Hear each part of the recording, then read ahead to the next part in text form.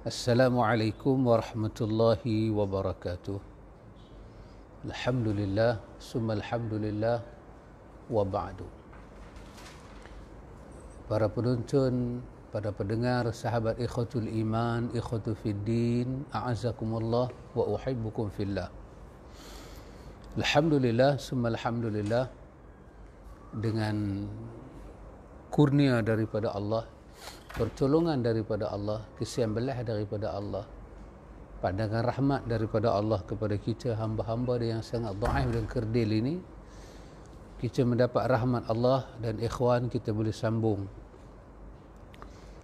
kuliah kita pada bulan Ramadan ini sebagai Ihya'ur Ramadan, sebagai Ihya' Ramadan.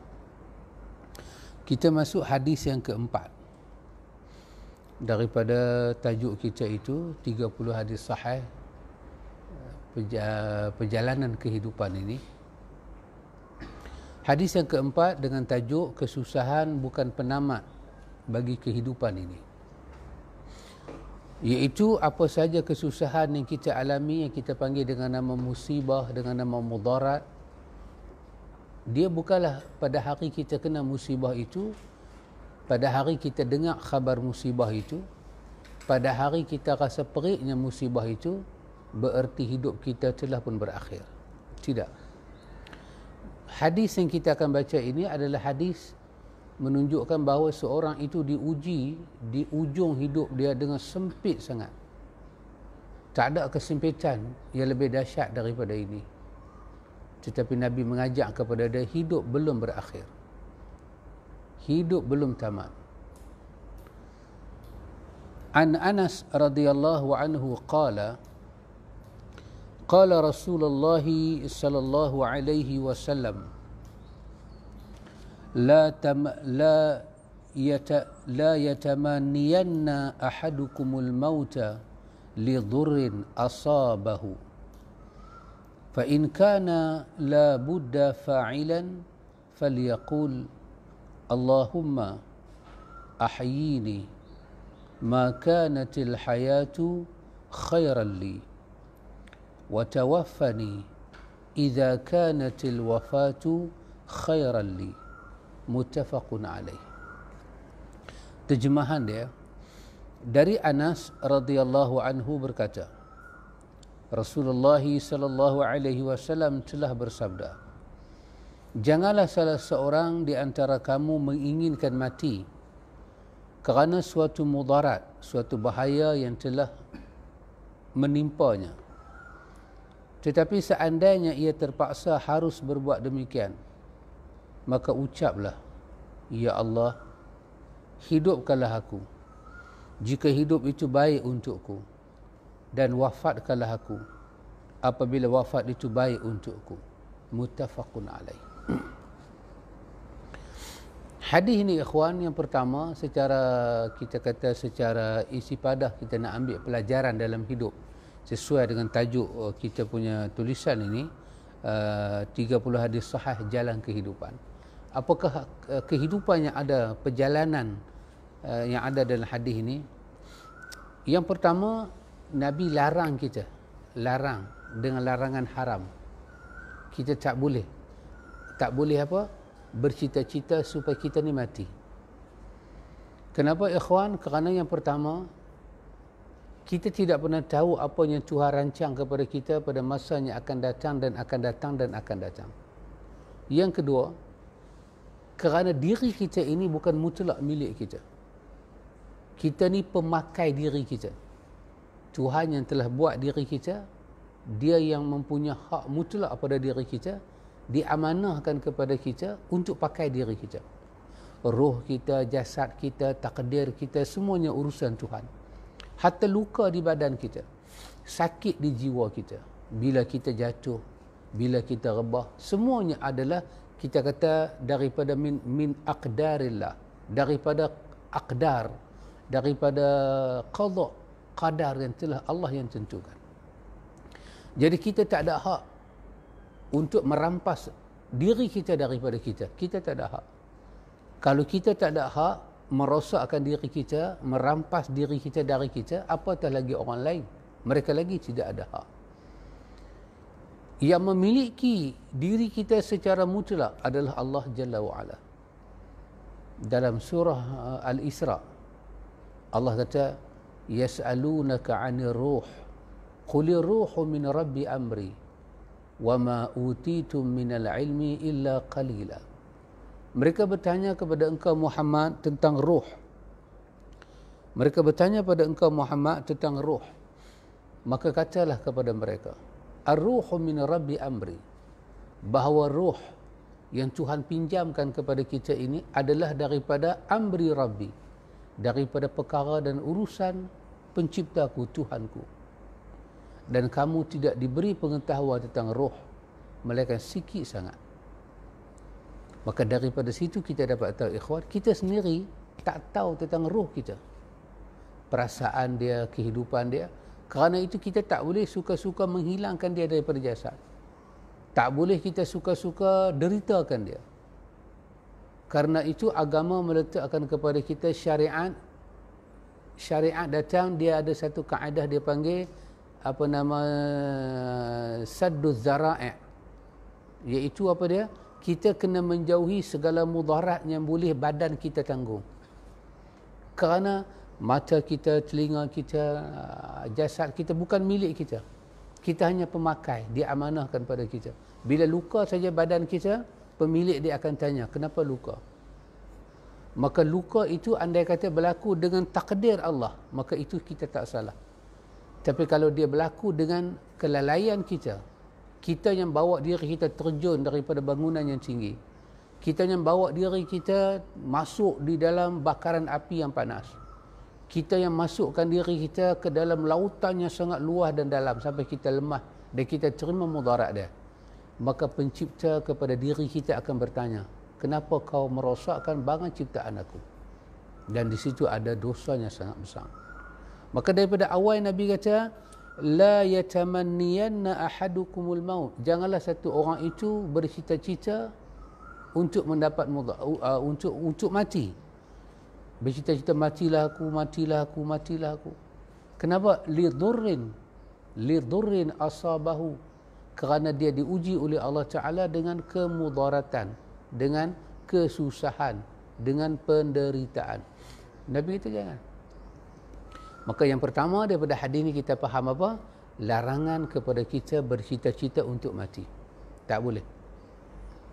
Pada perkataan ini, larangan ini dia membawa kepada apa? Kerana cita-cita pada mati itu tak datang melainkan kerana mudarat. Orang tak akan nak mati kalau kerana dalam nikmat. Tengah seronok-seronok, Tuhan matikanlah aku, tak. Tapi kerana lidurrin, mudarat itu datang baru dia nak mengharapkan mati. Maka Nabi melarang kita bila ada mudarat, ingat kepada nak mati. Maksudnya matilah Tuhan, matikanlah aku. Kalau orang utara kata mampulah senang. Bila mudarat datang, ingatan seperti itu tidak boleh ada. Tak boleh ada, Nabi kata. Walaupun yang kita tanggung itu adalah dhurrin asabahu, benda yang susah dalam hidup kita. Maka macam mana kita nak handle hidup ni? Maka Nabi ajak penawar dia. Nabi kata, fa in kana la budda fa'ilan, kalau dia dah tak ada jalan dah, Nabi kata, dia kena, dia dah tak ada jalan, dia cuma ada satu saja, nak minta, haraplah juga mati senang, kerana dia rasa mudarat ni besar sangat. Nabi kata, tetaplah dia jangan pergi bunuh diri, jangan merosakkan diri dia, makan racun, orang kata mogok lapar, tak makan, tak minum, ambil benda-benda keras pukul ke badan, hantuk badan ke tempat tembok keras, tetap jangan buat. Kalau dia merasakan mati itu paling elok untuk dia, Nabi kata cuma ada satu benda saja boleh keluar daripada mulut dia. Apa dia? Nabi kata, falyaqul, katalah Nabi kata, Allahumma, ya Allah, ahyini, hidupkanlah saya,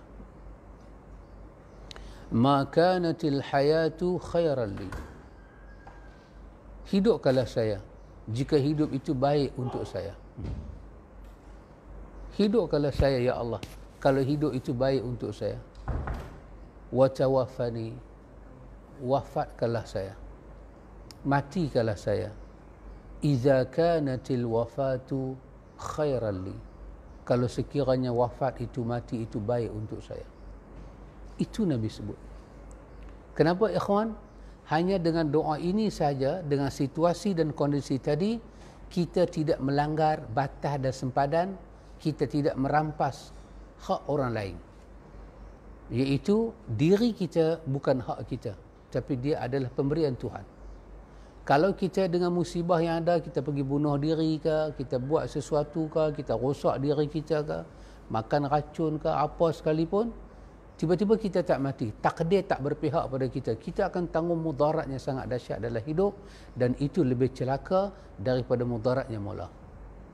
Maka doa ini ikhwan, dia menggemparkan dalam dunia dunia psikologi, dunia yang bercakap tentang emosi manusia, tentang ilusi manusia, tulisan-tulisan yang menyebut tentang bagaimana kita menyusun emosi manusia. Doa ini apabila sampai kepada pengkaji-pengkaji emosi, mereka menyatakan siapakah pencipta doa ini? Kerana doa ini benar-benar mententeramkan emosi dan ilusi. Fitrah kita, akal kita, ilusi kita, emosi kita dan jiwa kita.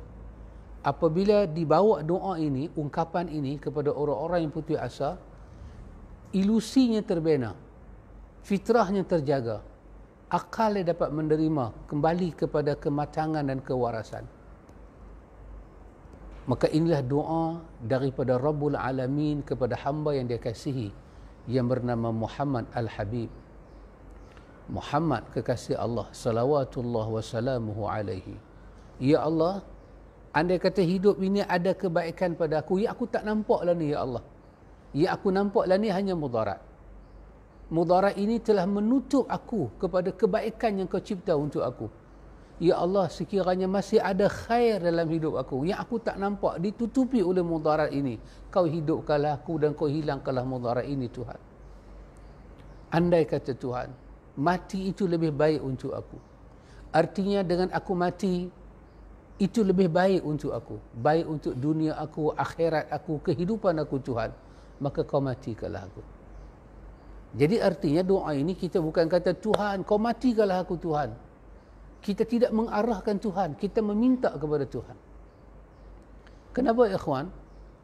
Nabi kita Muhammad sallallahu alaihi wasallam dalam riwayat Imam Ahmad sebut, kalau dah kita berada dalam satu kesusahan yang sangat besar sampai orang teringat nak buat benda-benda pelik-pelik, nak bunuh diri, Nabi pesan pada kita, Nabi kata, la yamutunna ahadukum illa wa huwa yuhsinu dhanna billahi.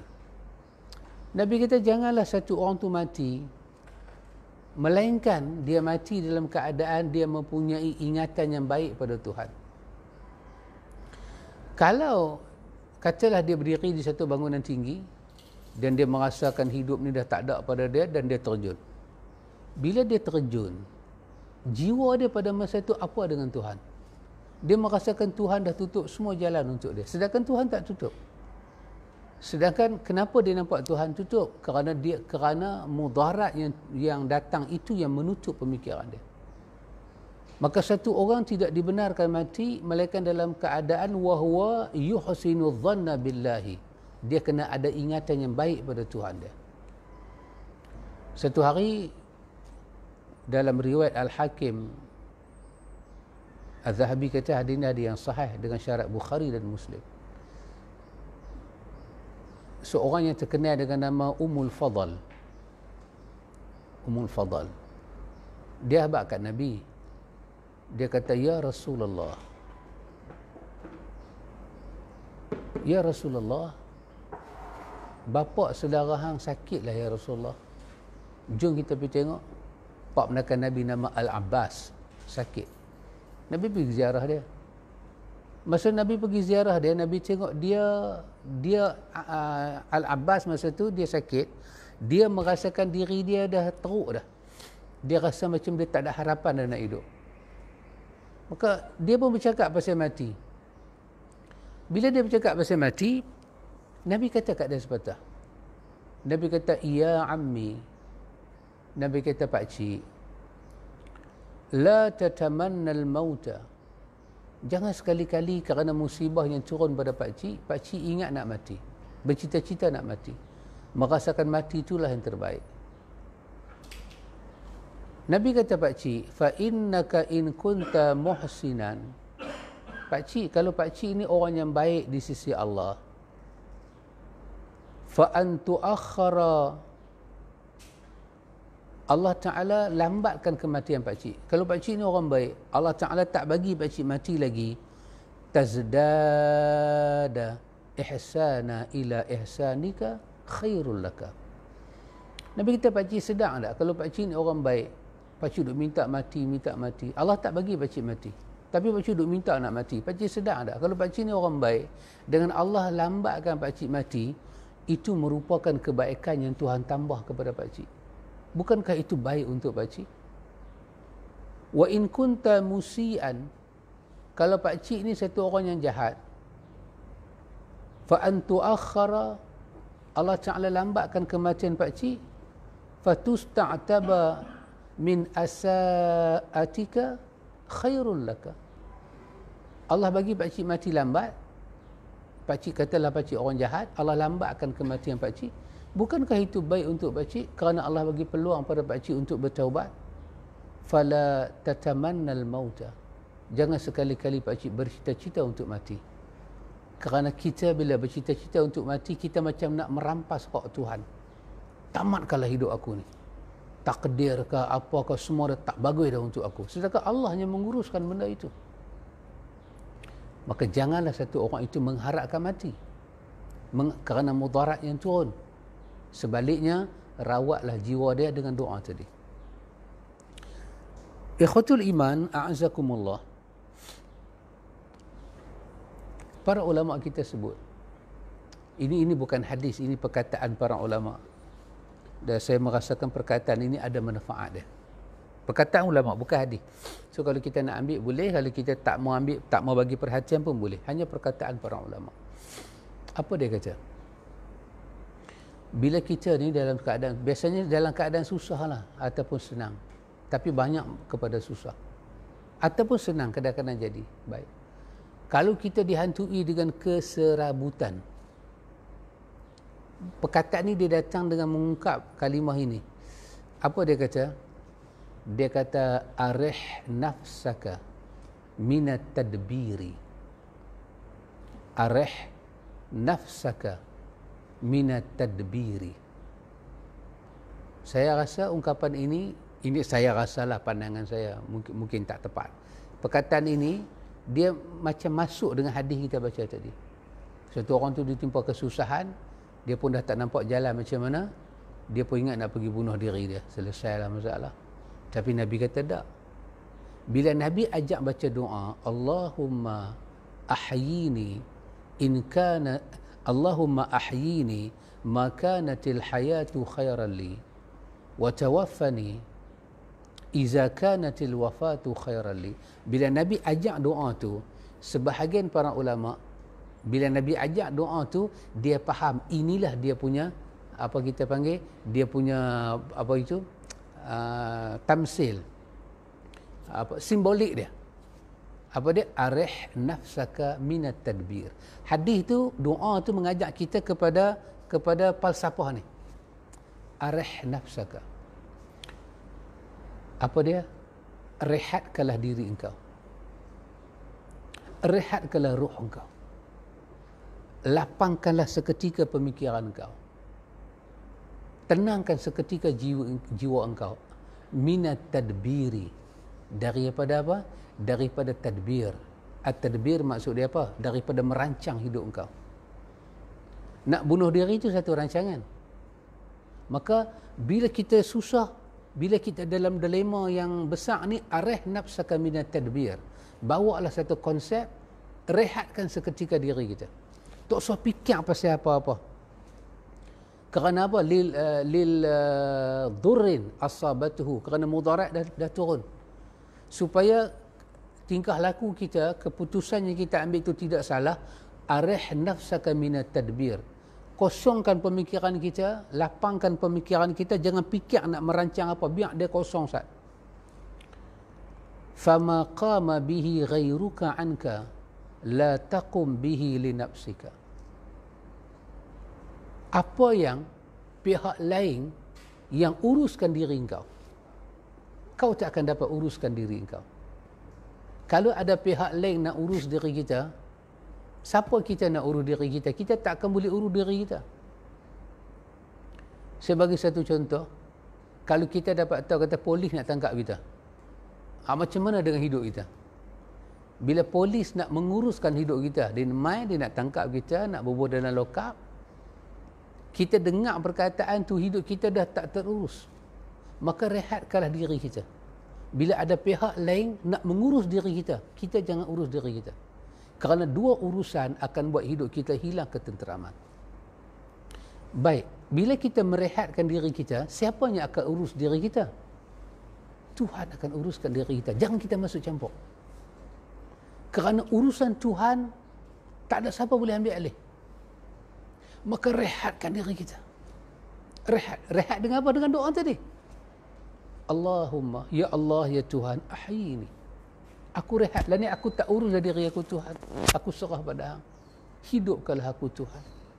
Makanatil hayatu khairan li. Kalau kehidupan ini baik untuk aku. Dan bila kita baca doa tu ikhwan, bila kita baca doa tu, tenangkan fikiran kita, kosongkan, kita arih, kita lapang. Kosongkan, tak mau fikir nak mati, tak mau fikir nak apa, nak serah sat ke Tuhan. Nak serahkan kebaikan hidup ini kepada Tuhan. Kerana para ulama kita kata ikhwan,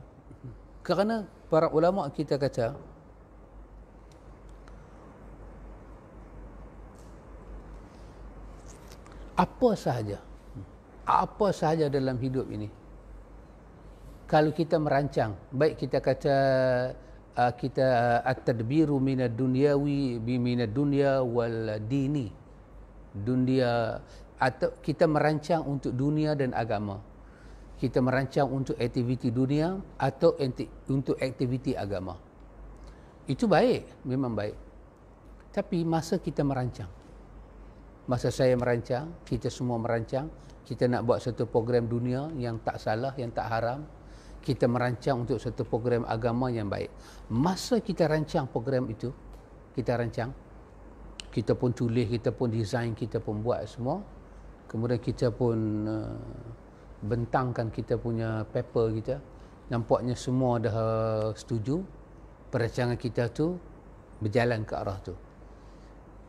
Ulama kita kata, kita tetap tidak akan dapat apa-apa manfaat daripada rancangan itu. Kenapa ikhwan? Kerana apabila kita merancang tentang dunia maupun agama, rancangan untuk hidup, dunia dan agama, masa kita merancang, hati kita dikosong daripada menyebut perkataan insya Allah, semua rancangan itu tidak akan balik manfaat pada kita. Arih nafsaka, rehatkan diri kita daripada rancangan seperti ini, kerana dia akan menyusahkan kita di hari kemudian. Rehatkan. Bila kita start merancang, masa kita duk rancang tu, kalam kita ni tertutup daripada kata insya Allah.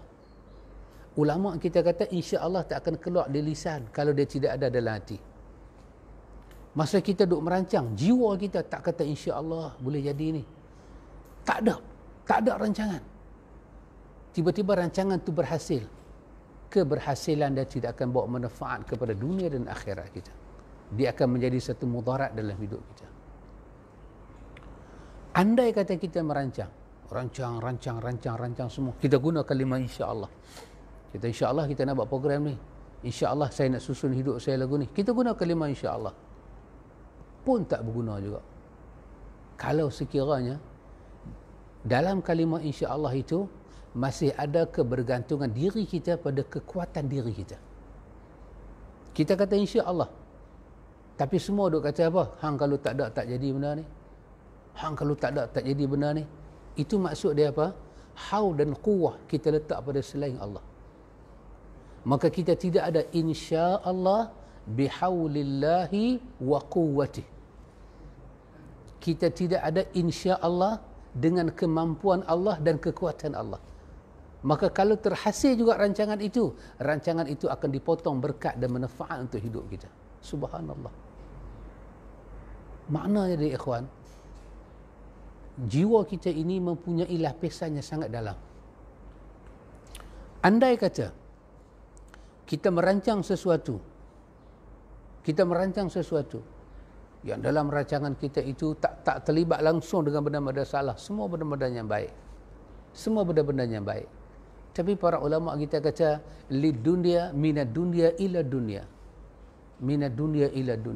rancangan kita itu daripada benda berisi dunia kepada dunia, langsung tak ada kena mengena dengan akhirat, dengan zikrullah. Dia kata arih nafsaka minat tadbir, rehatkanlah diri kita daripada rancangan seperti ini, kerana dia tidak akan bawa barakah dalam hidup kita. Nah ikhwan, bila Nabi sebut pada kita, Allahumma ahyini ma kanatil hayatu khairan li, ya Allah kau hidupkanlah aku sekiranya hidup itu baik untuk aku, wa tawaffani, kau wafatkanlah aku, kau matikanlah aku. Kita menyerahkan mati itu pada Tuhan. Bukan kita kata, ya Allah aku cabutlah nyawa aku. Tidak. Itu bermakna kita tidak rehat daripada merancang diri kita. Sekarang rehat diri kita. Jangan rancang apa-apa. Serah pada Tuhan. Kerana apa? Kerana mudarat yang datang kepada kita itu terlampau berat dan kita tidak ada haul dan quwah. Maka pulangkan haul dan quwah itu pada Tuhan. Katalah, Tuhan, aku serah mati dan hidup aku pada Engkau Tuhan. Yang aku minta daripada Engkau khair, kebaikan. Kalau di sana ada kebaikan untuk aku, bawalah aku ke sana. Kalau di sini masih ada kebaikan untuk aku, tinggalkanlah aku lagi di sini. Maka ketika kita merancang baca doa ini, arih nafsaka minat tadbir, rehatkan pemikiran kita daripada merancang apa-apa, serah dekat Tuhan. Kenapa? Kerana apa yang Tuhan rancang kepada kita, kemudian kita terlibat dalam merancang, dia akan merosakkan kita. Oh subhanallah, sangat dahsyat ikhwan, sangat-sangat dahsyat. Jadi doa ini ikhwan, dia mencipta sesuatu yang sangat dahsyat. Jadi berarti kehidupan kita tidak berakhir dengan kesusahan. Kehidupan kita tak pernah berakhir dengan suatu kesusahan. Seperti mana pada mata Nabi Allah Yaqub, pada mata Nabi Allah Ayub alaihi salam, dia merasakan hidup dia dah tamat. Rupanya tidak tamat. Tidak tamat. Belum tamat. Kemudian dia pun menyerahkan urusan dia pada Tuhan. Allahu Akbar. Ulama kata ketika Ayub berfikir tentang ubat, ketika Ayub merancang mencari ubat, ketika Ayub berfikir tentang apa dia nak buat, ketika itu dia merancang untuk diri dia, dan rancangan dia tak boleh bertembung dengan rancangan Tuhan. Ayub tak sembuh daripada penyakit dia. Tapi seketika Ayub menyerah semua rancangan pada Tuhan. Semua tadbir, perancangan, semua diserah ke Tuhan. Dan dia merehatkan diri dia. Dengan perkataan apa ikhwan? Dengan perkataan yang sangat pendek. Rabbi anni masyadur wa anta arhamur rahimin. Tuhan, aku disentuh oleh kemudaratan. Engkaulah yang maha penyayang. Dan engkaulah yang paling penyayang daripada yang penyayang-penyayang. Dan dia merehatkan diri dia daripada memikirkan tentang apa-apa rancangan. Ketika itu Allah kata, fakashafnahu min dur, kami angkat kemudaratan dia. Maka pemikiran kita ikhwan, 5 perkara saya sebut tadi, emosi kita, ilusi kita, fitrah kita, akal kita, jiwa kita, kita kena rehat daripada merancang. Ketika kita bertembung dengan satu keadaan yang kita kata apa, buntu, jangan fikir tentang rancangan, serah pada Tuhan dan izinkan, benarkan Tuhan merancang untuk diri kita. Banyak mudarat yang kita tanggung hari ini kerana kita tidak redha dengan rancangan Tuhan. Kita nak cross, kita nak patahkan rancangan Tuhan, dan kita merasa perancangan kita baik. Itu ayat yang Pak Cik duk baca selalu, wa makaru wa makarallah wallahu khairul makirin. Ini masa bila ikhwan? Ketika mereka merancang 3 perkara kat Nabi. Satu, mereka nak tangkap Nabi, nak kurung Nabi. Kedua, mereka nak bunuh Nabi. Dan ketiga, mereka nak usir Nabi. Ketika itu Allah mentakdirkan berlakunya hijrah. Nabi keluar sendiri tanpa diusir. Mereka tak ada nak halau Nabi keluar. Ini satu penghormatan. Depa tak dan nak tangkap Nabi, Nabi keluar. Depa tak dan nak bunuh Nabi, Nabi keluar. Maka Allah kata wa makaru wa makarallah. Allah kata mereka merancang, Allah merancang. Dan Muhammad ketika tahu kata mereka merancang, Muhammad kekasih Allah Al-Habib ini salawatullah wasalamuhu ini menyerahkan rancangan itu sepenuhnya kepada Tuhan. Maka Allah kata wallahu khairul makirin. Wallah, dan Allah Ta'ala itu khairul makirin, sebaik-baik yang merancang. Maka kita kena rehatkan pemikiran kita. Pasal itu bila dalam satu perjalanan, bila Nabi tengok semua muka-muka sahabat-sahabat dah letih, Nabi kata kepada Bilal, Nabi kata arihna ya Bilal, arihna ya Bilal, wa ju'ilat qurratil aini fi salah. Nabi kata Bilal, rehatkanlah sebentar kami Bilal. Kenapa ikhwan? Bila satu orang komando, satu orang ketua musafir Amir, dia bawa jemaah yang begitu besar berjalan di tengah padang pasir, berjalan, semua kena ikut arahan dia. Sedangkan yang dah letih ni mula ada rancangan sendiri, duk fikir nak berhenti saat, nak minum air, dan dia tak bagi arahan berhenti. Maka masing-masing duk mencari rancangan macam mana nak berhenti. Ketika itu manusia akan jadi gelisah. Dia merancang, tapi rancangan dia tak sama dengan rancangan ketua dia. Maka dia jadi gelisah. Dalam kegelisahan itu Nabi kata, arihna ya Bilal. Benarkanlah otak-otak semua orang ini rehat sebentar, wahai Bilal. Sejuk mata aku apabila aku boleh sujud pada Tuhan aku. Begitulah ikhwan. Ulama kita kata, ulama-ulama kerohanian kita sebut, pasal itu Allah meletakkan solat sehari semalam 5 waktu.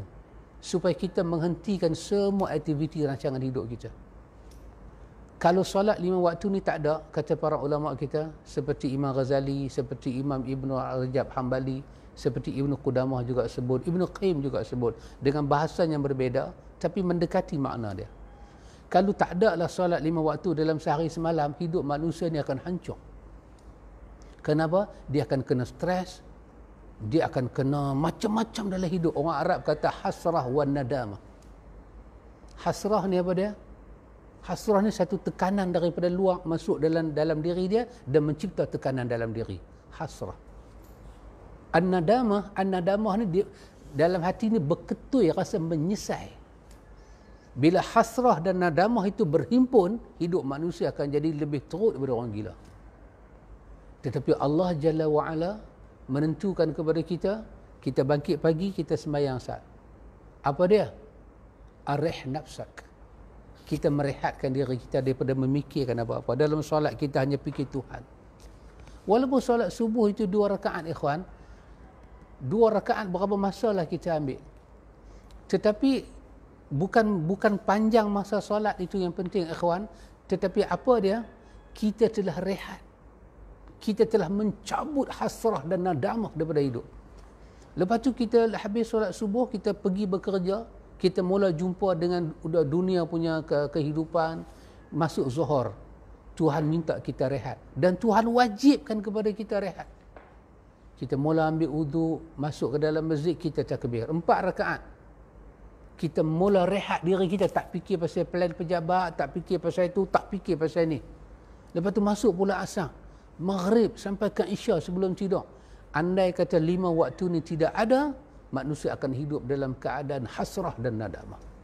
Kerana dia akan memikir tentang bagaimana merancang dalam hidup dia. Dia akan penat, dia akan letih. Akhirnya, dia akan jadi manusia yang termakan dengan rancangan dia sendiri. Rosak hidup dia. Hidup dia akan jadi racun. Maka para ulama kata dengan rahmat yang tersembunyi itulah Allah memberi kepada kita salat sehari semalam 5 waktu dengan sifat dia. Wudu mendahului salat. Supaya bila kita sampai pada masa-masa yang kemuncak ini, masa-masanya genting ini, maknanya orang kata dah stres dah, kalau tak benarkan dia rilis, pecah otak dia, sampai kemuncak dia, waktu zuhur masuk, manusia tak sempat jadi gila, pergi solat 4 rakaat zuhur, katalah habis tinggi 20 rakaat, habis tinggi. Kita masuk masjid, orang bang, orang kamat, sembahyang sunat apa lebih kurang 20 minit. Berharganya 20 minit menghadap Tuhan. Dia mengatur hidup kita 24 jam. Allahu Akbar. Bayangkan manusia yang tak mau solat. Dia akan pergi kepada satu kemuncak, dia tidak rehat. Ruh dia tak rehat. Memanglah dia tak rasa kerana masalah yang besar tu belum meletup lagi. Tapi orang yang solat, jaga solat dia 5 waktu sehari semalam, Nabi sebut dalam riwayat seperti mana orang yang mandi di sebatang sungai. Dia basuh ruh dia.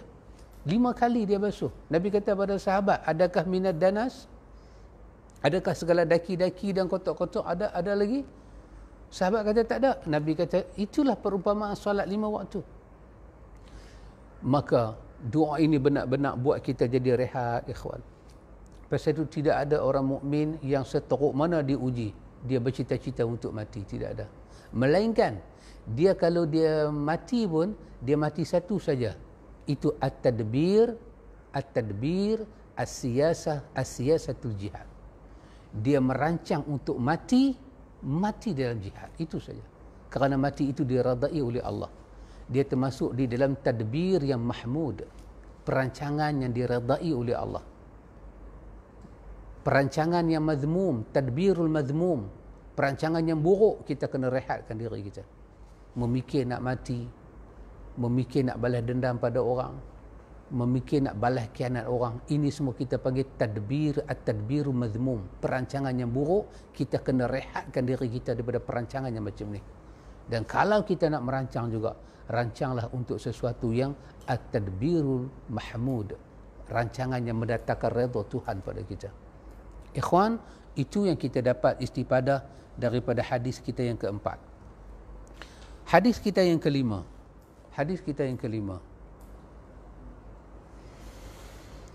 Di bawah tajuk kecil, ujian cerminan kehidupan. Ujian adalah satu cerminan kehidupan.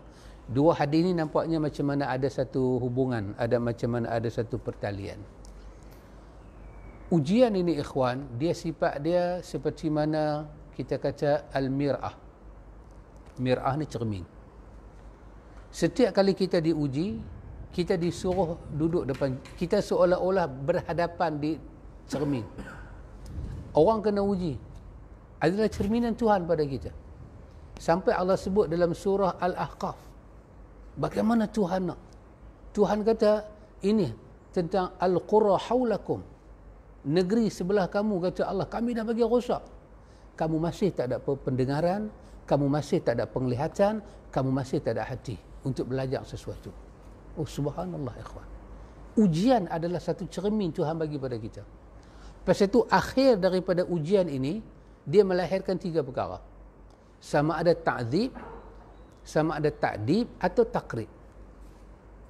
Bila kita diuji oleh Tuhan, kena ujian.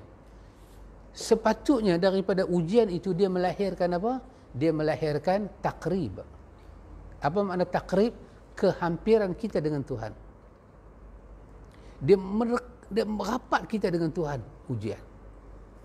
Tetapi ada orang, bila dia kena uji, benda tu jadi ta'zib dekat dia. Dia menderita satu tekanan dekat dia ujian tu. Itu bermakna ujian itu adalah ta'zib, penyiksaan. Ruh dia tersiksa.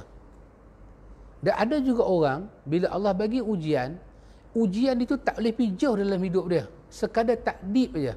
Dia boleh tengok, dia boleh baca, tapi dia tak boleh buat takrib. Dia hanya boleh kata, oh Tuhan bagi ujian kat kita ni, mesti ada benda kita tak kena ni. Tapi dia tak boleh ubah apa-apa. Dia tak boleh cakap lagu tu je. Dia hanya dapat menilai saja. Tapi dia tak boleh menjalinkan hubungan yang rapat dengan Tuhan. Maka dalam setiap ujian itu, kita cuba tengok hadis ni, apa yang kita boleh dapat. An Abi Hurairah radhiyallahu anhu qala Rasulullah sallallahu alaihi wasallam, man yuridillahu bihi khairan yusib minhu, rawahul Bukhari. Dari Abu Hurairah radhiyallahu an, dia berkata, Rasulullah sallallahu alaihi wasallam telah bersabda, barang siapa yang Allah menghendaki dengannya satu kebaikan, maka Allah akan memberikan ujian, musibah kepadanya. Subhanallah. Antum tahu, para ulama kita sebut, di antara benda besar yang ada pada Tuhan yang selalu kita nampak ialah sifat Ar-Rahman dan sifat Ar-Rahim. Banyak benda ada kepada Tuhan. Tuhan ada Al-Qahar. Tuhan bersifat Qahar, Aziz, Jabbar, Al-Muntaqim. Ini semua nama dahsyat-dahsyat. Tetapi yang rapat dengan kita ni Ar-Rahman, Ar-Rahim. Kita bila nampak Tuhan, mesti kita teringat masa nak makan, masa nak minum, nak buat kerja. Daripada 99 nama Allah, dua ni yang lekat dengan kita. Dua ni lekat dengan kita. Ar-Rahman, Ar-Rahim. Mana ada sifat Qahar, mana ada sifat Jabbar, mana ada sifat Allah Ta'ala ni bersifat dengan Al-Mutakabbir. Sifat-sifat ni, ikhwan, kalau kita baca, kita tengok kupasan para ulama, kita jadi takut. Kita jadi takut dan kita akan terfikir macam mana kita dipilih oleh Tuhan menjadi hamba dia, sedangkan dia bersifat lagu tu. Tapi tak, seolah-olah, saya guna perkataan seolah-olah, bukan hakikat pun, seolah-olah Tuhan tutup nama-nama dah 97 tu, dia bagi kita nampak dua, Ar-Rahman, Ar-Rahim. Di atas dua nama ni, Ar-Rahman, Ar-Rahim, apa saja, kata para ulama, andai kata seketul batu turun daripada langit, berdebum jatuh kepada kita pun, batu itu di atas dua sifat ni juga, Ar-Rahman, Ar-Rahim. Maka Nabi sebut pada kita, man yuridillahu bihi khairan. Allah sentiasa nak bagi kebaikan kepada hamba dia. Allah nak hamba dia, maka Tuhan bagi pada hamba dia yusib minhu. Allah turunkan musibah. Ada orang bertanya kepada para ulama, kenapa Tuhan nak bagi kebaikan pada kita dengan musibah? Kenapa Tuhan tak boleh bagi kebaikan kepada kita dengan benda lain? Tak payahlah bagi musibah. Allah boleh buat keajaiban, miracle. Tuhan boleh ubah hati kita ni, jantung kita ni dengan cara miracle. Macam kita duduk macam ni, orang jahat duduk lagu ni, tiba-tiba hidayah masuk. Terfikir sendiri dia, ya Allah, sampai bila aku nak minum arak? Dia tak perlu sakit, dia tak perlu aksiden, tak perlu patah, tak perlu cacat, tak perlu bagi susah orang. Kenapa Tuhan pilih musibah tu? Kenapa Tuhan pilih musibah? Para ulama kita kata, ikhwan, pertama, kerana dia bersifat dengan Rahman dan Rahim. Kerana musibah itu datang daripada Rahman dan Rahim dia. Yang kedua, kerana Allah mencipta manusia, maka Tuhan tahu dalam diri manusia ni, bila sentuh tak mana dia jadi daif. Manusia ni kalau kadang kita tengok dalam kampung kan, kadang orang ni kadang-kadang lembu naik minyak ke, rebau naik minyak, semua orang lari. Mai satu orang tua ni, kerana lembu tu lembu dia pergi tampak atas pokok aja. Mak lembu tu makan rumput balik. Kita kata tu dia pakcik ni, bukan pakcik ni, pakcik tu. Pakcik tu dia, pakcik ni. Dia boleh buat lagu tu aja. Kenapa? Kerana dia tahu kedhaifan lembu dia. Orang tu dah naik sampai tingkat 15, dia nak terjun. Datang pakai psycho. Kerabat kok bangunan lain, mai duduk sebelah dia. Boleh bersembang dengan dia. Dia hak tadi bersungguh-sungguh nak terjun, tiba-tiba duduk bersembang kawan tu kat atas. Boleh makan koci lagi. Kata, macam mana kawan tu boleh buat yang kita duduk takut? Kerana dia tahu kedhaifan kawan tu. Dia tahu kedhaifan kawan tu. Satu pakai psycho boleh kata pada orang nak terjun bangunan, nak terjun sangat-sangat, dah tertutup fikiran nak terjun. Dia masuk-masuk, dia kata, "Oi, takkan nak terjun seorang kot? Jom kita terjun berdua." Dia tu kata, "Nanti Sat, bagi aku terjun dulu. Bila aku terjun dulu, hang tengok, lepas tu baru hang terjun. Ni aku nak terjun ni, hampir belakang sikit." Dia pergi habaq pada orang gila tu. Hampir belakang sikit. Hampir belakang sikit. Aku takut kalau aku terjun, hang ada sini, hang kacau aku. Nanti hang tak nampak aku terjun macam mana. Dia tu pun masuk balik dalam pagar tu. Masuk dalam pagar, polis tangkap. Macam mana dia tahu teknik menyelamatkan orang? Kerana dia tahu jiwa orang. Tuhan, ikhwan, dia buat manusia, dia tahu di mana bila dia sentuh, manusia akan ingat pada dia. Dia bagi harta pada manusia. Manusia ingat pada dia, tapi tak semua. Tak sepenuh hati. Allah bagi sihat dekat manusia. Manusia ingat pada Tuhan, tak sepenuh hati. Full tu tak ada. Full. Allah bagi pada manusia pandai dalam ilmu. Ingat pada Tuhan, tak sepenuh hati. Kata Imam Ibn Qayyim, aku dengar daripada guru aku, Syekhul Islam, ada satu benda saja bila Tuhan bagi pada manusia, dua benda akan terjadi pada manusia. Dan Tuhan sangat suka. Apa dia? Dia ingat sepenuh hati dan hilang sombong dia, iaitu musibah. Dan ini Tuhan mahu daripada manusia. Apa dia? Ingat Tuhan sepenuh hati dan tidak sombong. Dan itu, ikhwan, bagaimana nak merawat dia? Musibah. Musibah saja boleh merawat manusia. Maka begitu banyak cerita-cerita dalam Quran. Allah bawa satu ayat dalam Quran. Allah kata, وَلَنَبْلُوَنَّكُمْ بِشَيْءٍ مِنَ الْخَوْفِ وَالْجُوعِ وَنَقْصٍ مِنَ الْأَمْوَالِ وَالْأَنْفُسِ وَالثَّمَرَاتِ وَبَشِّرِ الصَّابِرِينَ الَّذِينَ إِذَا أَصَابَتْهُمْ مُصِيبَةٌ قَالُوا إِنَّا لِلَّهِ وَإِنَّا إِلَيْهِ رَاجِعُونَ أُولَئِكَ عَلَيْهِمْ صَلَوَاتٌ مِّن رَّبِّهِمْ وَرَحْمَةٌ وَأُولَئِكَ هُمُ الْمُهْتَدُونَ. Allahu Akbar. Allah kata apa? Pasti, kata Allah. Nabluwannakum, pasti. Kalau orang tu mengaji dalam tata bahasa Arab, dia kata taukid. Lam taukid, pasti. Pasti apa dia? Kamu tak boleh lari. Aku nak sedarkan kamu. Aku nak sedarkan kamu. Aku bagi nafsu, aku bagi akal. Aku bagi ruh, aku bagi jasad, aku bagi nikmat. Kamu akan terpesong. Maka walanabluwannakum, pasti akan aku uji kamu untuk sedarkan kamu. Kata aku ada. Aku ada. Kamu jangan derhaka pada aku. Dengan apa? Nabluwannakum bisyai'in. Bisyai'in. Bisyai'in ini maksud dia apa? Dengan secubit. Sikit, kata Allah. Minal khawf, takut, lapar. Wa naqsim minal amwal, dengan kematian. Wa naqsim minal amwali wathamarat, dengan rezeki-rezeki kamu. Kamu ada harta, ada pokok tu, ada pokok ni, aku test semua. Allah kata, sampaikan khabar gembira pada orang-orang yang sabar. Siapa dia orang yang sabar? Alladzina idza asabatuhum musibah, ketika aku turunkan kepada dia, aku lunggukkan kepada dia musibah, dia kata, inna lillahi wa inna ilaihi raji'un. Ulama kita kata, ikhwan, dahsyat ayat ni. Yang pertama, khabar daripada Allah, ada musibah dalam hidup. Yang kedua, dahsyat daripada Allah, ada hidayah ke atas musibah. Bagaimana nak handle musibah?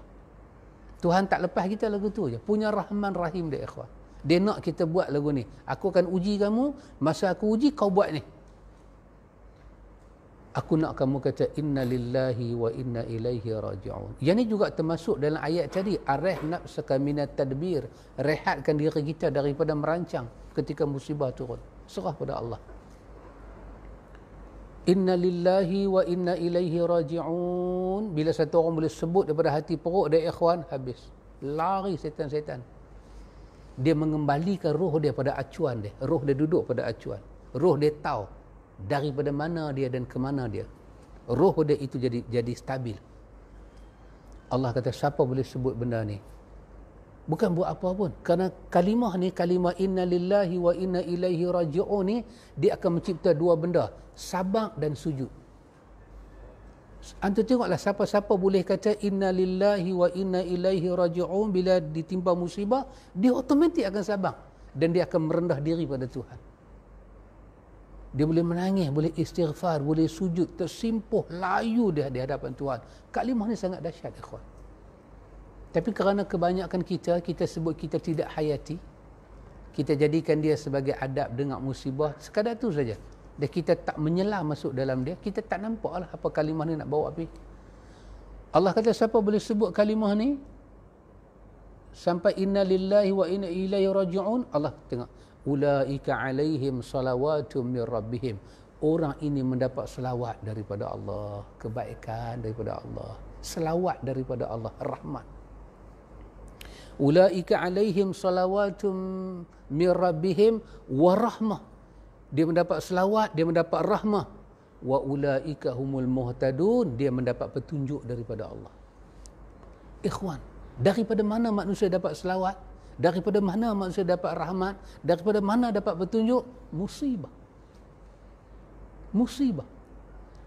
Bukan dengan usaha, bukan dengan harta, bukan dengan itu, dengan musibah. Orang yang berharta dengan musibah tunduk daripada Allah. Orang bijak pandai dengan musibah jatuh daripada Allah. Tapi dengan syarat dia ada hati. Ya, hati itu nampak inna lillahi wa inna ilaihi raji'un.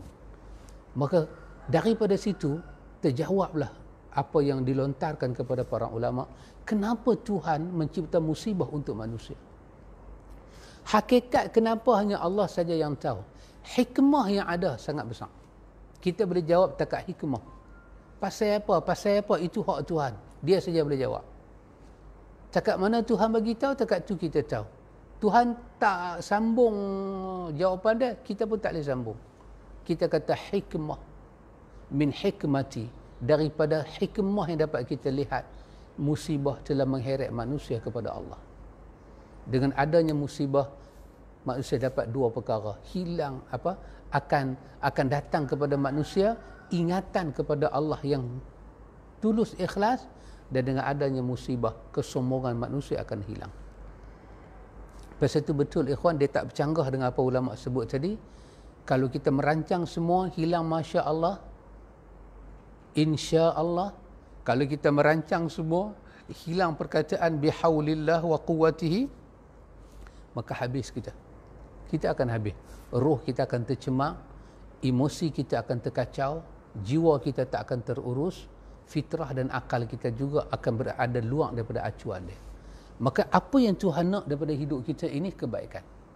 Maka Tuhan mencipta kebaikan. Kebaikan ini bukan Tuhan bagi sihat saja, sakit kebaikan. Pasal itu saya teringat soalan yang ditanya orang kepada Syekh Uthaymin, Syekh Muhammad Salih Uthaymin kan. Kenapa Allah Ta'ala bagi rosak zahar al-fasadu fil barri wal bahr? Syekh Uthaymin jawab, kerana Allah Ta'ala itu pengasih dan penyayang. Ada benda yang terlampau besar Tuhan nak daripada kita dengan musibah ni. Apa dia? Di ujung ayat tu. Daripada surah Ar-Rum. Allah zahar al-fasadu fil barri wal bahr bima kasabat aydin nas. Rosak hidup manusia kerana tangan manusia. Kenapa Allah izin rosak? Allah tak tahu kan manusia ni susah bila rosak? Allah tahu. Tapi kenapa? Kerana ada benda lebih berharga daripada dunia kepada Tuhan. Apa dia? La'allahum yarji'un. Kembalinya manusia pada Allah lebih berharga. Nabi kata, anda terbaca dalam Riyadhus Salihin dalam bab taubat. Nabi cerita apa? Ada satu orang pernah buat satu kesalahan yang besar. Tapi Tuhan tersenyum. Kalau betul-betul ambil perkataan dia yang salah ni, dilempar ke dalam laut, mati semua ikan dalam laut. Bergegar tiang arash. Apa dia? Dia naik unta. Nabi cerita dia naik unta. Lepas tu dia rehat tengah padang pasir. Dia nampak satu syajar, satu pokok yang ada zil, ada teduhan. So dia pun berhenti, duduk di bawah tahta syajar tu, bawah pokok yang ada teduhan tu, dia duduk. Di atas unta dia tu semua ada makanan-makanan dia semua. Padang pasir. Anda tahu padang pasir ada apa? Orang Arab kata padang pasir ni ada dua aja. Satu ada jin, satu ada ular padang pasir. Dan binatang buah padang pasir. Lain tak ada apa. Dia duduk saat dia rehat. Terlelap. Letih kot. Terlena. Buka-buka mata, unta hilang. Allah. Masa saya redah antara Jordan nak masuk ke hudud Iraqi tu, orang pasir saja. Masa duduk redah tu dengan GMC 5 jam saya ingat. Terfikirlah hati, awaklah buta perut aku main kot ni. Tak ada apa ya kawan. Tak pas tengah malam dengan dia punya bunyi dia tu buat kita tak tenang. Bunyi tu, ya Allah. Jaga-jaga unta tak ada. Dia punya teriak, dia punya menangis lah, ya Allah. Ya Allah, pulangkanlah, pulang. Dalam duk teriak lagu tu, pulang-pulang dia nampak cuih unta dia mai. Ketika ada unta dia mai, dia tersilap cakap. Yang andai kata cakap ni, dia cakap dalam keadaan tak tersilap, gegak tiang arash. Tuhan tak akan beri kemaafan pada dia. Apa dia kata? Dalam dia seronok unta tu mai, ya Allah dia punya seronok, dia nak syukur pada Allah, dia terkata, Apa dia kata? Dia kata, Allahumma anta abdi wa ana rabbuk. Dia kata, Tuhan, kaulah hamba aku, akulah Tuhan kau. Kalimah syirik dia kata, ikhwan. Kalimah ni kalau saja-saja orang pergi kata dekat Tuhan, yang ahli-ahli makrifat, hak yang macam-macam ni, yang ulama menghukum macam-macam, dia tersilap. Tetapi Nabi kata Tuhan tersenyum. Pasal apa tersenyum? Pasal dia nak bersyukur, tersilap. Tersilap tu kerana tinggi syukur. Dia nak kata dia punya seronok lah di atas nikmat Tuhan bagi. Dia nak kata, ya Allah, akulah hamba kau, kaulah Tuhan aku, terima kasih banyak. Dia tersilap kata, Tuhan, kaulah hamba aku, akulah Tuhan kau. Nabi kata, Allah lebih seronok daripada dia bila hamba tu kembali pada Allah. Pasal itu Allah bagi musibah. Bila hamba tu kembali pada Allah, Allah tak mau peduli dosa dia sebesar mana pun.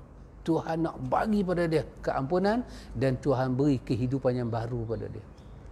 Karena itu Allah mentakdirkan musibah melanda hidup manusia. Maka datanglah hadis yang pendek ini, man yuridillahu bihi khairan yusib minhu. Bila Allah nak manusia hamba itu dalam kebaikan, Allah bagi musibah, kebatinan, zahir, kecil, besar. Kata para ulama kita, Allah akan test kita walaupun sekecil-kecil musibah untuk bagi pahala kat kita, untuk bagi kebaikan pada kita. Maka itulah dia, ikhwan, rupanya ujian adalah cerminan kehidupan. Maka kita tengoklah, ada orang bila dia kena musibah, musibah tu menjadi tekanan dalam hidup dia. Bermakna musibah tu adalah ta'zib, balak ta'zib. Dia kena balak. Maka itu cerminlah Tuhan kat kita. Tuhan cermin supaya kita tak jadi lagu tu. Dan ada orang bila musibah datang, dia pandai buat nota. Oh begini, oh begini. Takdib. Dia dapatlah takdib tu. Tapi dia tak berubah. Dia berbeza dengan kawannya mula. Kawannya mula ni dah kelupuk dah. Kawannya mula dah jadi stres dah. Musibah datang. Kawannya kedua, dia tenang sikit. Tapi dia tak berubah. Dan ada yang ketiga tadi. Bila musibah datang, takrib. Dia makin dekat dengan Tuhan. Dan kita mengharapkan, ikhwan, apabila musibah itu datang dalam hidup, kita takrib dengan Tuhan.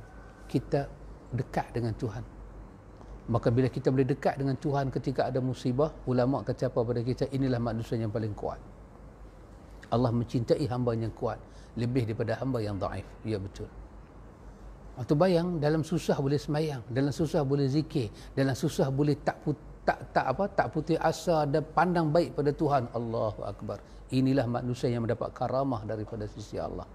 Itulah yang kita jumpa pada hadis yang kelima. InsyaAllah, ikhwan, kalau Allah izinkan, kita akan tengok hadis yang ke-6 besok di bawah tajuk Allah meredai hambanya.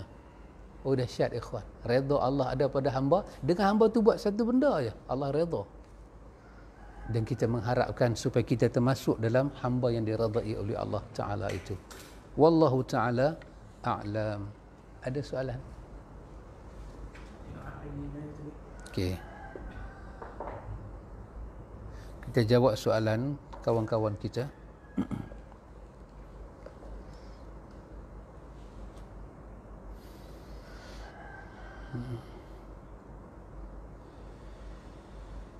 Okey, soalan kita. Soalan yang pertama daripada sahabat kita, Mahja bin Yusuf. Semoga Allah memberi kebaikan pada sahabat kita. Assalamualaikum Al-Fadil. Bagus, sebutannya betul. Terima kasih sahabat. Maaf, lari topik. Boleh bagi ulasan sedikit tentang amalan membaca surah Al-Mulk sebelum tidur? Wallahu ta'ala alam, Allah Ta'ala maha mengetahui. Sahabat ni, sahabat Mahja bin Yusuf, hafizakallah, dalam pemeliharaan Allah sahabat berada. Hadis-hadis yang bercakap tentang bila kita nak tidur kita baca surah Al-Mulk, hadis itu semua ada. Cuma kalau kita baca surah Al-Mulk dikaitkan dengan selamat daripada siksa kubur, pun ada lafaz lagu tu. Dan ada beberapa riwayat yang lain. Cumanya hadis-hadis ni para ulama tidak sepakat kesahihan dia. Tapi para ulama juga tidak menyimpulkan dia termasuk dalam dhaif yang jiddan. Maksudnya hadis ni dia tidak sahih mutlak, tapi dia bukan dhaif teruk. Yang sebahagian para ulama lain menyatakan bahawa kalau kita kumpul-kumpul dia punya riwayat itu, dapat kita pakai, dapat kita amal. Ada yang kata dia hasan dan ada yang kata dia boleh naik kepada martabat sahih li ghairihi. Dia menjadi sahih dengan sokongan yang lain. Baik. Di atas itu, maka ulama memasukkan dia dalam fadailul a'mal. Baca surah Al-Mulk termasuk dalam fadailul a'mal. Bila kata fadailul a'mal, perkataan fadailul a'mal menunjukkan dia boleh beramal dan dia termasuk dalam kumpulan hadis yang tidak ditolak secara mutlak. Tidaklah dia dhaif. Macam mana hadis kata Rejab bulan Allah, Sya'ban bulanku, Ramadan bulan umatku, itu adalah terlalu dhaif dan ditolak. Adapun suratul Mulk dia tidak ke situ. Dia masih dalam kategori boleh amal. So bila kita nak tidur, kita boleh baca surah Tabarakallazi biyadihil mulk. Kelebihan surah ini ikhwan, kelebihan membaca surah ni dia terbahagi pada dua. Ada yang dhaif, ada yang saya kata tidak sahih, ada yang sahih. Ada yang sahih. Itu diriwayatkan oleh para ulama. Bacaan suratul Kahfi ya, ketika awan itu datang, itu semua dengan kedudukan yang lebih kuat. Ada kategori kelebihan membaca surah tu, surah ni dia dhaif. Dan ada yang jatuh ke bawah. Suratul Kahfi dikait, surah Al-Waqi'ah dikaitkan dengan rezeki. Ini semua dalam riwayat yang tidak sahih langsung. Tapi surah Al-Mulk dia duduk dalam fadailul a'mal.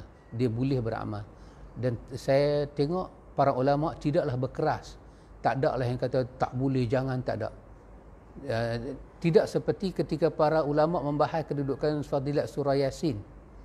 Surah Yasin baca malam Jumaat, surah Yasin baca ketika nak pergi kubur, ziarah orang kubur baca Yasin. Semua tu ada hadis, tetapi para ulama mempertikaikan hadis itu dan meletakkan dia pada martabat yang dhaif jiddan. Terlalu dhaif dan tak boleh diamalkan. Bukan tak boleh baca Yasin, tak boleh mengamalkan fadilat dia. Tak boleh percaya fadilat dia sebegitu.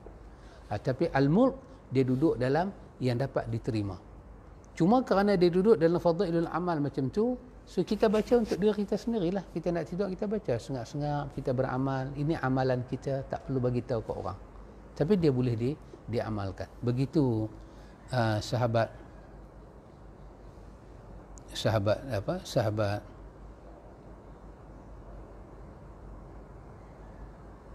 Mahjab bin Yusuf.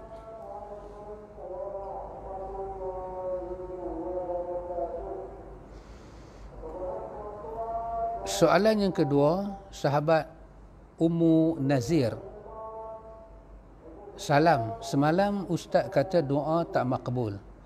Kalau dia tidak sama dengan takdir, qadar yang telah ditetapkan Allah, bagaimana pula dengan kata-kata doa boleh merubah qada dan qadar Allah? Ya, sahabat Ummu Nazir, doa Allah Ta'ala Maha mengetahui, doa boleh mengubah urusan hidup kita apabila dia masuk dengan takdir Allah. Pasal itu dalam kawasan doa yang tak makbul ini, ya Allah jadikan saya kaya. Tengok-tengok tak kaya-kaya. Bermakna permintaan kaya itu, permintaan kita jadi kaya itu bukan suratan takdir Allah. Maka dia tak jadi lagi ya. Bila dia masuk dalam takdir Allah, dia akan jadi. Pasal itu doa itu diterima Allah, dimakbulkan oleh Allah. Pasal itu para ulama kita kata, bila Allah memakbulkan doa kita dengan sekurang-kurangnya dengan 3 cara. Allah bagi seketui apa yang kita dapat permintaan kita, itu memang at par betul-betul dengan takdir. Dapat. Yang kedua, Allah tak bagi seketui itu, tapi kerana Allah tak tolak permintaan orang yang berdoa. Allah sayang orang yang berdoa. Apa dia? Tuhan selamatkan dia daripada musibah dunia. Allah selamatkan dia. Dia tak dapat seketui, tak jadi kaya, tak jadi senang, tapi banyak mudarat dunia dia terselamat. Yang ketiga, dua-dua tadi dia tak dapat langsung dalam dunia kerana doa itu disimpan di hari akhirat. Maka kita faham kata bila makbul doa tu sebiji itu datang. Sebiji itu nak datang, ya Allah, izinkan saya tukar kereta baru. Sebiji boleh tukar kereta baru. Kita faham tu makbul. Yang tu hanya akan terjadi apabila memang di suratan itu Tuhan telah menentukan itu pada kita. Yang tu jadi. Tapi yang kedua ni, kita terselamat daripada musibah, akhirat kita selamat. Ini semua Allah Ta'ala bagi kepada kita kerana kita orang yang berdoa pada Allah Ta'ala. Allah tak akan mensia-siakan orang yang berdoa. Orang tu walaupun hang tak dapat sepenuhnya, hang akan dapat juga. Macam kawan dengan minyak atar kan, kalau tak dapat atar dia tu, wangi tu kena juga kat kita. Kerana doa itu ibadat. Allah tak akan mensia-siakan orang beribadat. Dan bila doa itu sesuatunya Allah Ta'ala suka, Allah kata, hang minta aku nak bagi. Hang minta apa aku nak bagi. Maka Tuhan akan bagi pada kita mengikut apa yang Tuhan pandang kita sesuai dapat. Jadi demi Allah, sesungguhnya doa boleh mengubah qada kita. Sebab tu kita tak tahu qada kita apa. Kita kata Allahumma inni a'udzubika min su'il qada. Ya Allah, aku minta pada Engkau, ya Allah, aku terlindung daripada buruknya qada.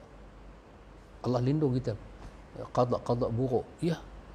Lepas itu doa dapat mengubah kita. Tak ada satu benda boleh menyelamatkan kita melainkan doa. Maka itu kita tak pernah kita ragukan. Tetapi semua yang kita buat makbul di sisi Allah, dia akan sama dengan apa yang Allah takdirkan pada kita. Lepas itu dalam yang hari itu saya jawab, saya kata di antara benda yang Allah takdirkan pada kita ialah mesti mengikut Rasul dia. Terutama ibadat.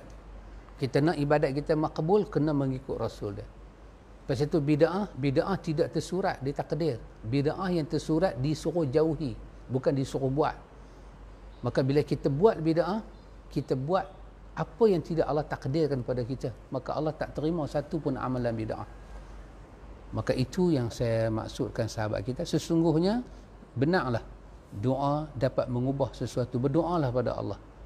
Bila doa kita masuk dengan takdir Allah, berubahlah hidup kita. Lepas itu berdoa lagi dan berdoa. Doa ini sangat ajaib. Al-Fadil, saya nak tanya, bila kita solat sendirian macam di surau Pasaraya, tengah solat datang sekumpulan orang buat solat berjemaah, perlukah kita batalkan solat kita dan ikut mereka berjemaah atau terus sahaja solat sendiri? Daripada sahabat Filis Domesticus. Ya, semoga Allah merahmati sahabat Filis Domesticus.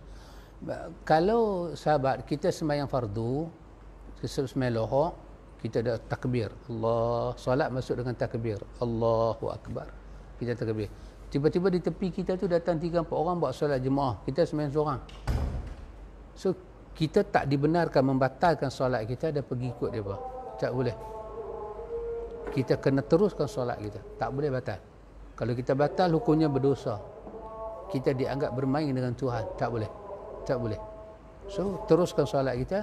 Dan dia orang yang buat jemaah tu, dia orang sepatutnya dia orang tak buat jemaah lah, dia orang ikut kita. Tapi kerana kekeliruan mungkin dia pergi buat, dan kita tak boleh batal solat kita. Kita kena teruskan solat kita, kerana ini adalah solat yang fardu dan tidak ada petunjuk daripada Nabi. Bila kita dah sembahyang fardu, tiba-tiba orang buat satu jemaah baru, kita kena batal solat kita, pergi ikut dia. Petunjuk daripada Nabi tak ada demikian. Kerana tak ada, kita teruskan solat dengan kita biarkanlah dia solat cara kumpulan yang baru itu. Dan kita tak boleh ganggu solat dia tak boleh ganggu solat kita. Ada soalan daripada sahabat Nur Lela Ummu Alia. Salam Ustaz, adakah meletak pewangi pakaian semasa basuh baju sama dengan hukum memakai minyak wangi bagi wanita? Barakallahu fikum Ustaz. Meletak pewangi pakaian semasa basuh baju. Dia basuh baju soflan, wangi. Ya, adakah itu hukum wangi? Wallahu ta'ala a'lam, Allah Ta'ala yang maha mengetahui. Kepada sahabat kita, sahabat Nur Lela Ummu Alia. Baik. Memang ada larangan dalam hadis wanita berwangi-wangian. Tapi hadis itu Allah Ta'ala Maha mengetahui, dia berkaitan dengan wanita. Wanita berpakaian, keluar rumah pakai baju elok-elok, cantik, betul lah. Lepas tu dia letak wangi. Wangi yang dia letak itu, Nabi menggambarkan laki-laki helat di luar sana terpikat dengan dia. Dan tujuan dia pakai wangi itu nak laki-laki itu tengok dia. Bila itu berlaku, maka itu yang dilarang oleh Nabi. Adapun selain daripada itu, wanita dia pakai benda wangi. Tapi benda wangi yang dia pakai itu benda wangi yang orang panggil lumrah hidup. Satu pakai wangi, lagi satu ada pakai wangi yang satu macam ni. Wangi, semua benda wangi biasa. Wanita keluar rumah pakai wangi sikit. Ya tak. Apa yang ditenyih bawah ketiak tu? Panggil apa? Apa? Roll-on. Tenyih bawah ketiak. Macam pakcik tu tenyih. Pakcik rajin lepas mandi tu tenyih. Tanah tenyih sini. Wangi lah. Tak apa. Yang tu tak apa. Pasal apa? Yang tu duduk rumah pun dia pakai. Di luar pun dia pakai. Kerana dia ada masalah kesihatan. Ketiak dia busuk mungkin. Tapi yang Nabi maksud dengan wangi wanita tak boleh terlibat ni, wangi yang memang dia pakai wangi tu khas. Dia nak tarik perhatian lelaki-lelaki. Dan wangi tu bukan wangi biasa. Yang tu dilarang. Yang tu tak ada ulama kata boleh. Hak tu dilarang. Adapun wangi yang biasa. Saya lelaki-lelaki tengok dia pakai wangi. Kata wangi hari ni wangi. Tapi takat tu je, tak ada amboi hang. Dahsyat namanya wangi hari ni no. Sampai mata kita pun dah jadi spotlight, duk tengok dia. Tak jadilah tu. Yang tu tak masuk larangan. Maka ni banyak salah faham kan. Orang kata wangi dia pakai gak busuk terus. Tak betul lah. Tak betul lah. Kita bawa bedak ni pun takut kerana wangi bedak tu sikit je. Ya. Dia mungkin ada kekeliruan dalam makna faham wangi itu. Memang larangan tu ada, tapi merujuk pada wanita jahiliah, dia kalau pakai wangi tu dia keluar, habis orang sepanjang jalan tu duk tengok dia lagu tu je. Masya Allah. Sampai orang kata mahasya lillah in hasya illa malakun karim. Ini bukan orang ni macam malaikat dah aku tengok. Tariknya hawa nafsu seorang lelaki nak menilai dia, nak memandang dia kepada ghairah, nafsu lelaki itu timbul. Ini tak dibenarkan. Dan dalam susunan minyak-minyak wangi ni memang ada minyak wangi yang tajam macam tu. Memang ada. Kalau dunia Melayu dia panggil minyak dagu. Minyak dagu ni wangi.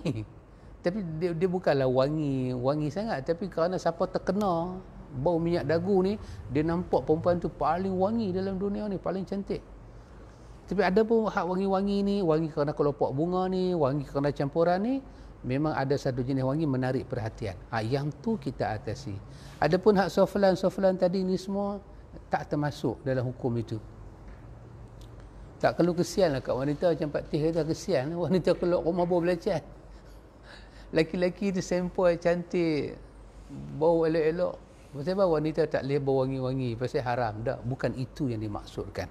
Maka hak basuh baju tu tak termasuk yang dilarang. Ada soalan daripada sahabat kita, sahabat Abi Sa'id Al-Khudri. Masya Allah, nama sahabat betul ni. Kalau kita ke tempat yang lebih awal, berpuasa, mereka berhari raya awal, tapi kita belum cukup lagi puasa, adakah kita boleh berbuka? Wallahu ta'ala alam, Allah Ta'ala maha mengetahui. Baik, kita pergi satu tempat tu tengok dia beraya, kita puasa tak cukup. Baik, maksud puasa tak cukup ni apa?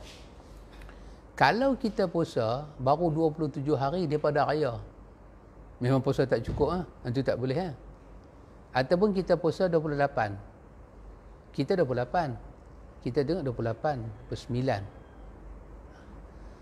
9, kita kira-kira tak cukup 29, 28 tak, dia sama ada 20, habis tinggi 29 cukup tak mesti 30. Itu makna tak cukup. Kalau kita pergi ke satu tempat daripada raya, kita macam mana? Kita seorang-seorang puasa, dia semua raya. Baik, ulama kita ada bahas benda ni. Ulama kita kata kalau kita nak raya dengan depa hari tu boleh kerana itu tempat depa. Maka kita kena ingat, kita kena qada satu hari. Kita terhutang sehari, kita kena qada. Dan kalau kita kata kita hanya menyinggah di tempat tu, bukan nak duduk lama pun, menyinggah aja. Kita kapal kita sampai menyinggah, berapa jam kita singgah dan dia tengok tempat ni raya. Bolehkah kita nak raya? Dalam kes ni para ulama kata hanya kita menyinggah, bukan duduk di situ, menyinggah. Maka jangan buka puasa. Teruskan puasa kita. Kerana kita hanya menyinggah. Kita bukan orang di sana. Tapi kalau kita memang duduk di sana, kita duduk, kita puasa, kita duduk fikir 28. Aku puasa macam 28 lah. Awak dia raya. Tapi kita kena duduk di situ lebih 2-3 hari. Maka kita boleh buka puasa, kita raya dengan mereka dengan kita berhutang sehari. Sempurnakan puasa kita sekurang-kurangnya 29 hari atau 30. Maka nak buka tak buka tengok kalau kita hanya menyinggah jangan buka. Kalau kita memang pergi nak duduk di situ, kita boleh buka dan kita kena cukupkan puasa kita selepas itu. Kita dianggap berhutang dengan Allah Ta'ala. Demikian juga sahabat, kalau kita pergi satu tempat, kita pergi tak buka-buka puasa lagi. Kita daripada tempat kita keluar jalan Lohor Asar. Kita duk target ni mesti maghrib ni. Kita pergi tempat tu di bawah asar. Kita fikir-fikir berapa jam dah puasa ni. Baik. Di sini pun ada perbahasan para ulama bahawa kita secara normal tidak pernah berpuasa lebih daripada 20 jam. Maka bila kita sampai di situ, kita dah puasa lebih dah ni. Dah 20 jam dah ni. Dia pun tak buka lagi. Boleh tak kita buka? Para ulama kata kita boleh buka. Kerana kita dah puasa keluar daripada adat. Maka bila kita buka, kita dianggap berhutang ke? Tak, kita tak berhutang. Puasa tu sah untuk kita. Kerana kita berpuasa dalam dia punya wilayah dia. Itu pun boleh. Demikian juga orang yang puasa siang dia panjang. Negeri dia siang panjang. Kira-kira panjang tu boleh dia puasa sampai boleh nak pergi sampai 20 jam. Tak boleh lagu tu. Maka dia ada pilihan. Pertama, dia tengok negeri yang dekat dengan dia, ataupun dia tengok ke Mekah atau Madinah. Dia boleh buka puasa. Dia tak perlu tunggu matahari terbenam. Itu yang menasabah dengan puasa dia. Dia tak ada puasa 24 jam. Tidak ada. Semoga sahabat kita Abi Sa'id Al-Khudri dapat nampak apa yang saya katakan. InsyaAllah kita jumpa lagi pada esok hari pada hadis yang ke-6 insyaAllah. Subhanakallahumma wa bihamdika asyhadu an la ilaha illa anta astaghfiruka wa atubu ilaih. Assalamualaikum warahmatullahi wabarakatuh.